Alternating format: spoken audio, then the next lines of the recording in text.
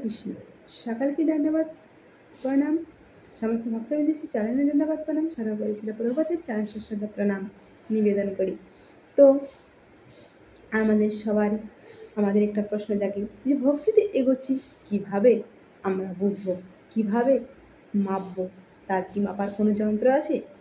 হ্যাঁ, তো তার আগে যেমন আমরা যদি আমাদের শরীরে জ্বর আসে তাহলে কিন্তু আমরা থার্মোমিটার সাহায্যে সেই জ্বর মাপি যে আমাদের কতটা জ্বর আছে।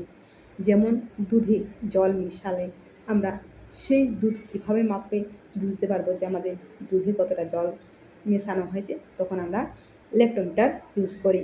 সেরকম ভক্তিতে এগোচ্ছি কীভাবে বুঝবো, কী দিয়ে মাপবো?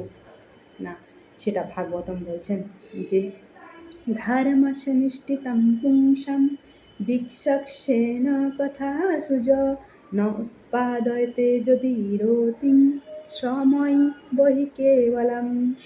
ভাগবতমে বলা আছে প্রথম স্কন্ধের 2য় অধ্যায় 8 নম্বর শ্লোকে, যদি ভগবান বাসুদেবের কথায় রুচি না হয়, রুচি জাগ্রত না হয়, টেস্ট না আসে, শ্রবণে যদি ইচ্ছা না হয়, তাহলে কিন্তু আমাদের সময়ই বৃথা, সময়ই নষ্ট। তাই ভগবানের কথায় যদি রুচি আসে, ভগবানের কথা শ্রবণে যদি ইচ্ছা জাগ্রত হয়, তাহলে জানেন আপনি ভক্তিপথে এগোচ্ছেন। তো এটা একটা উদাহরণ দেওয়া যায়, যদি আপনি প্লেনে চাপেন, প্লেনে যদি চাপেন, প্লেন চড়তে চড়তে আপনি যদি উপর দিকে তাকান, আকাশের দিকে তাকান, আপনি বুঝতে পারবেন না, আপনি এটাই বুঝতে পারবেন যে আমি ততটাই আছি, এখনো আকাশ অনেক দূরে।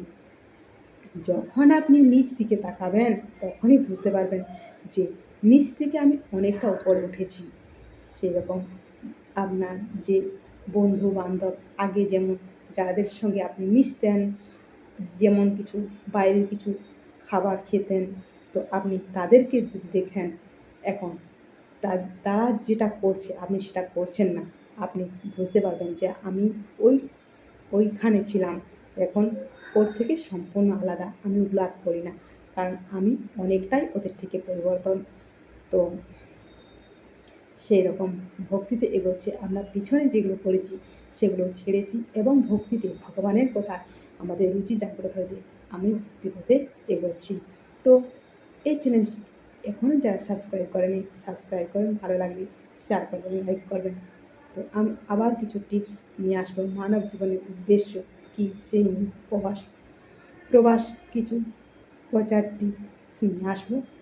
তো আপনারা সঙ্গে থাকুন। হরে কৃষ্ণ।